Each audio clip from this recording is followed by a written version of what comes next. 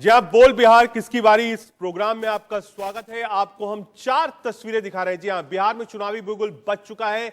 ऐसे में सभी पार्टियां मैदान में अपनी अपनी ताकत आजमा रही हैं। नीतीश अपने 7 निश्चय से जनता को साधने में लगे हैं, तो वहीं चिराग पासवान बीजेपी के लिए बड़े किंग मेकर साबित हो सकते हैं। चिराग ने खुले तौर पर ऐलान किया है कि वो भले ही अलग चुनाव लड़ रहे हों, लेकिन बीजेपी के साथ हैं। वहीं इस बार के चुनाव में तेजस्वी ने बागियों पर भरोसा जताया है। वहीं सीमांचल की सीटों पर इस बार 3 नेताओं की पकड़ देखने को मिल रही है। पप्पू यादव, उपेंद्र कुशवाहा और एआईएमआईएम अध्यक्ष असदुद्दीन ओवैसी सीमांचल सीटों पर पकड़ रखते हैं। जी हां, केंद्रीय गृह राज्य मंत्री का विवादित बयान सामने आया है। नित्यानंद राय ने कहा है आरजेडी सत्ता में आई तो बिहार में आतंकी लेके पना। जी हां, विवादित बयान दिया है एमओएस होम। नित्यानंद राय ने कहा है कि अगर आरजेडी सत्ता में आई तो जिन आतंकवादियों का सफाया कश्मीर से किया गया है वो सब बिहार में पनाह लेंगे। बिहार में सरकार आरजेडी की बनेगी और कश्मीर से जिस आतंकवादी को सफाया करेगा वो हमारा बिहार का खर्च पर पनाह ले लेगा। ऐसा हो नहीं देंगे। प्रधानमंत्री जी ने सीमा हमारे जी के सौंपा है, कोई मंत्री जी ने सौंपा है, हम आगे नहीं देंगे। जी हां, इस बीच आरजेडी का क्या कहना है नित्यानंद राय के ऊपर, वो आपको सुनाते हैं। बिहार में 46.6 बेरोजगारी दर है। इस बेरोजगारी के आतंक पर क्या कहना है नित्यानंद का? ये बेरोजगारी का आतंक, गरीबी का आतंक, भूखमरी का आतंक, पलायन का आतंक, ये किसने फैलाया? 15 साल में इनकी डबल इंजन की सरकार ने क्या किया? लेकिन इस तरह का बयानबाजी करने वाले लोग पहले अपने गिरबान में झांक के देखें क्या हुआ उन घोषणाओं का जो 2 करोड़ नौजवानों को रोजगार दे रहे थे हर एक साल। 15-15 लाख रुपए खाते में देना था, काला धन लाना था। बिहार विशेष राज्य का क्या हुआ? विशेष पैकेज का क्या हुआ? बिहार की बोली लगाई गई। कौन सी बोली लगाई गई थी? 70,000 करोड़ दूं कि 80,000 करोड़ लो, 1.25 लाख करोड़ रुपए का पैकेज दिया। बिहार में चुनाव शुरू हो गया है और 370 की गहमागहमी जो कश्मीर से शुरू हुई थी, अब बिहार चुनाव में भी वो मुद्दा बन रहा है। आरजेडी नहीं, कांग्रेस ने भी बिहार में बीजेपी के बयान पर पलटवार किया है। साथ ही साथ जो और नेता हैं उन सब के रिएक्शंस आपको सुनाते हैं कि नित्यानंद राय के ऊपर बिहार में राजनीति कैसे तेज हो गई है।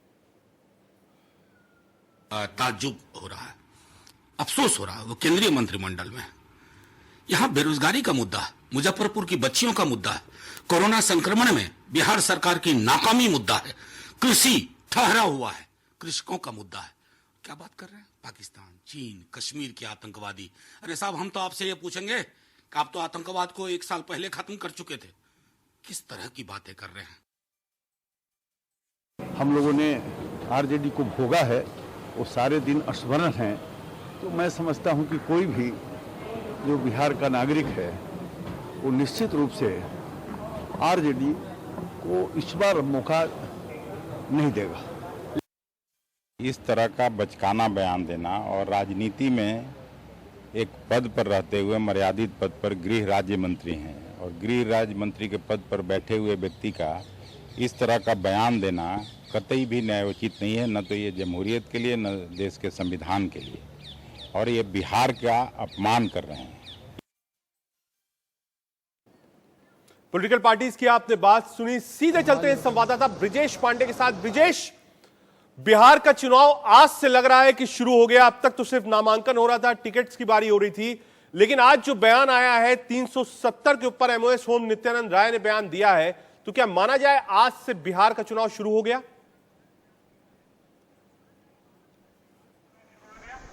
बिल्कुल माना जा सकता है कि आज बिहार का चुनाव शुरू हो गया, क्योंकि अभी तक बातें ये चल रही थी कि कौन आदमी किस टिकट पे लड़ेगा, किस पार्टी के जो बागी लोग हैं वो किस पार्टी के सिंबल पे लड़ेंगे। लेकिन जिस तरह से एमओएस होम नित्यानंद राय ने जिस इस पूरे चुनावी समीकरण की, चुनावी सभा की शुरुआत की है, ये कहते हुए कि कैसे 370 आर्टिकल 370 के बारे में और कैसे यदि आरजेडी जीतती है तो कश्मीर के आतंकवादी बिहार आ जाएंगे, इससे साफ है कि बीजेपी किसी भी तरह से साम दाम दंड भेद किसी भी तरह से ये चुनाव जीतना चाहती है। और जिस प्रकार के सुर नित्यानंद राय, जिन्हें बहुत लोग मानते हैं कि यदि जेडीयू का मुख्यमंत्री नहीं बना तो बीजेपी की तरफ से मुख्यमंत्री पद के सबसे प्रबल दावेदारों में से एक हैं, तो उनके सुर साफ बता रहे हैं कि चाहे कुछ भी हो जाए, चाहे कश्मीर से लेकर कन्याकुमारी तक, हर मुद्दे का वो इस्तेमाल करने के लिए तैयार हैं, बशर्ते वो बिहार के चुनाव को जीत जाए। विजय, स्ट्रैटेजी क्या रहेगी बीजेपी की? सीएम चेहरा तो एक तरीके से घोषित किया है, बीजेपी ने कहा है नीतीश कुमार हमारे फेस होंगे, सीटों का भी बंटवारा हो गया है, सब कुछ हो गया है, लेकिन स्ट्रैटेजी क्या होगी? प्राइम मिनिस्टर कितनी रैलीज कर सकते हैं? अमित शाह, राजनाथ सिंह, क्या लोकल लेवल पे बिहार का चुनाव लड़ा जाएगा? जो नीतीश 7 वचन बता रहे हैं उस पर चुनाव होगा, या फिर राम मंदिर, 370, चाइना, ये सारे इश्यूज जो नेशनल इश्यूज हैं उस पर बीजेपी बिहार में चुनाव लड़ेगी? स्ट्रेटजी क्या है बीजेपी की? बिहार तक सीमित रखा जाएगा या फिर राष्ट्रीय लेवल पर इस चुनाव को ले जाएगी बीजेपी?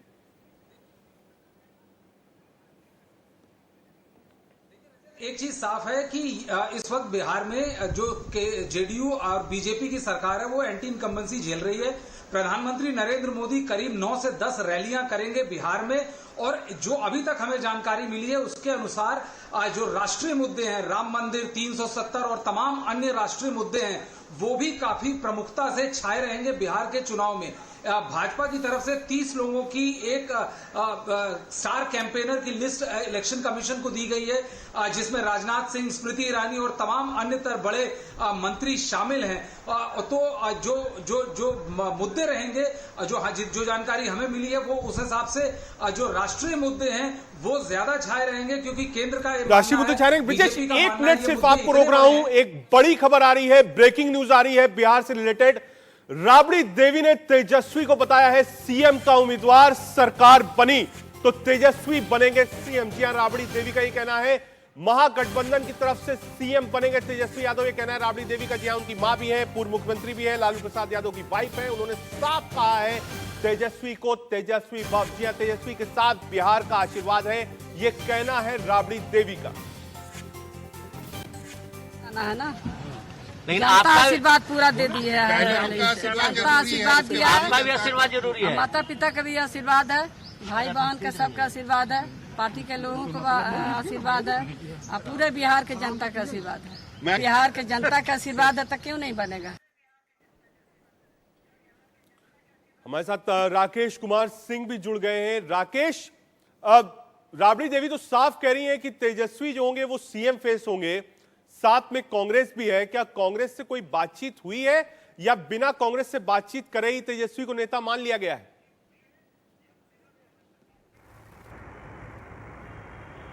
देखिए, इसी को लेकर जो महागठबंधन का जो रूप अभी देख रहे हैं, उससे पहले हम पार्टी के नेता ने इसी को लेकर ऐतराज जताया था कि कोई अब तक जो है मुख्यमंत्री के जहां तक चेहरे की बात है तो ये राजद का चेहरा हो सकते हैं, लेकिन महागठबंधन का चेहरा नहीं।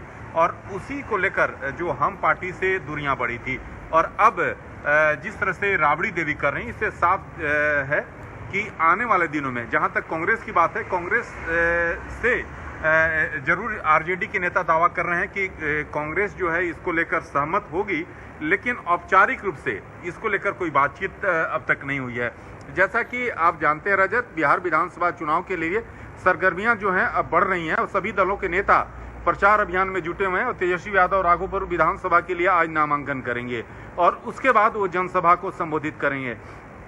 उन्होंने अपनी मां राबड़ी देवी और बड़े भाई तेज प्रताप और पिता लालू प्रसाद की फोटो को प्रणाम कर तेजस्वी यादव नामांकन के लिए हाजीपुर रवाना हो गए हैं। और उन्होंने ट्वीट किया है, ट्वीट जो रजत है कि मैंने सौगंध ली है कि बिहार के हित में सदा कार्य करता रहूंगा और हर बिहारवासी को जब तक उनका हर अधिकार नहीं दिला देता चैन से बैठने वाला नहीं हूं। ये साफ दिखाता है कि तेजस्वी जो कि आरजेडी के उम्मीदवार हैं, सीएम के चेहरा उम्मीदवार भी है, लेकिन भी है। सबसे महत्वपूर्ण, आप भी हमारे साथ बने रहिए, ब्रिजेश आप भी बने रहिए। कुछ डिटेल्स आपको दिखा देते हैं की ग्राफिक्स के जरिए कि आखिर क्या है बिहार में, क्या है 7 निश्चय जो निश्चय किया है नीतीश कुमार ने, ये आपको दिखा रहे हैं। युवा शक्ति बिहार की प्रगति, ये है निश्चय पार्ट 2। जी हां, सशक्त महिला, सक्षम महिला, हर खेत को पानी, स्वच्छ गांव, समृद्ध गांव, विकसित शहर, सुलभ संपर्कता, सबको अतिरिक्त स्वास्थ्य सुविधा, यानी जो बेसिक एम्यूनिटीज की बात है वो नीतीश कुमार कर रहे हैं। निश्चय पार्ट 2, सबको अतिरिक्त स्वास्थ्य सुविधा। स्वास्थ्य की काफी कमी है बिहार के अंदर। अगर आप पटना से बाहर जाएंगे तो आपको शायद उतने मेडिकल कॉलेजेस नहीं मिलेंगे, इतने सुपर स्पेशलिटी हॉस्पिटल्स नहीं मिलेंगे। तो बार बार स्वास्थ्य एक बड़ा मुद्दा होता है बिहार के अंदर। लेकिन इस बार मुझे लगता है कि ये 7 निश्चय तो रहेंगे ही रहेंगे, लेकिन साथ ही साथ इसमें निश्चय ये भी होगा कि जो माइग्रेंट वर्कर्स लौट के आए हैं वो किधर वोट देते हैं। क्या नीतीश कुमार ने उनके लिए कोई काम किया है, ये एक बड़ा सवाल होगा। आइए अब आपको समझाते हैं, की ग्राफिक्स के जरिए बताते हैं कि सीमांचल की सीटों पर किसकी पकड़ मजबूत है और कौन किसे नुकसान पहुंचा सकता है। ये आप सीमांचल की सीटों का जाति समीकरण देख रहे हैं। सीमांचल की 20 सीटों पर पप्पू यादव की अच्छी पकड़ है। पप्पू यादव की वाइफ रंजीता रंजन कांग्रेस से सांसद हैं, कांग्रेस पार्टी में है। पप्पू यादव इंडिपेंडेंट है, उन्होंने अपना एक आउटफिट बना रखा है जिसके चल रहे हैं। मुसलमानों में पप्पू यादव की मजबूत पकड़ है। इन सीटों पर पप्पू यादव दूसरों का खेल बिगाड़ सकते हैं, दूसरों का किसी का खेल नहीं बिगाड़ सकते। सीधे सीधे कांग्रेस और आरजेडी को ही डैमेज करेंगे पप्पू यादव। उपेंद्र कुशवाहा की बात करें, 1 दर्जन सीटों को कर सकते हैं प्रभावित। सीमांचल की 23 सीटों पर ओवैसी की पार्टी के खड़े होने की उम्मीद है। सीमांचल में 40% से अधिक मुसलमान हैं। हालांकि झारखंड भी गए थे, इसके पहले झारखंड भी गए थे। झारखंड में भी ओवैसी ने रैली करी थी, लाख के ऊपर भीड़ आई थी, लेकिन सीट्स में कन्वर्टेड नहीं हुई थी। लेकिन जो भी वोट ओवैसी या फिर पप्पू यादव या फिर उपेंद्र कुशवाहा को मिलेगा वो सीधे सीधे महागठबंधन का वोट होगा, यानी सीधा सीधा फायदा जो होगा वो बीजेपी को होगा। बिहार चुनाव से इस वक्त की बड़ी खबर आपको बता दें, कांग्रेस की केंद्रीय चुनाव समिति की बैठक आज है। प्रत्याशियों पर होगा फैसला। जहां सीसी की बैठक आज होगी 10 जनपद पर, माना जा रहा है कि ये बैठक आज हो सकती है। 3 दिन से 4 दिन पहले इस बैठक को होना था, सीसी की बैठक को, लेकिन कई ऐसे सीनियर लीडर्स थे जो अस्वस्थ थे, जिसके कारण आज के लिए चुनाव समिति की बैठक को टाला गया था और आज चुनाव समिति की बैठक होगी। बिहार चुनाव से दूसरे चरण में एआईएमआईएम ने 3 सीटों पर लड़ेगी। साहेबपुर कमाल से गोरेलाल यादव को टिकट, वो चुनाव लड़ेंगे। साहेबगंज से मोहम्मद मुकीम लड़ेंगे चुनाव।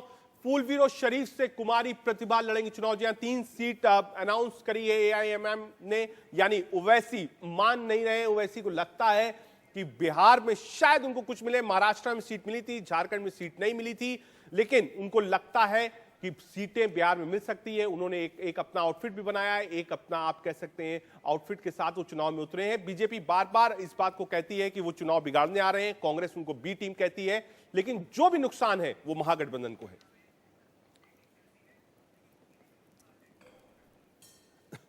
बिहार की सियासत में इन दिनों काबा और ईबा की एंट्री हो गई है। नीतीश कुमार की सरकार पर आरजेडी लगातार काबा को लेकर निशाना साध रही है, तो वहीं बीजेपी ने भी अपने एक सॉन्ग जारी कर आरजेडी का ईबा का जवाब दिया है।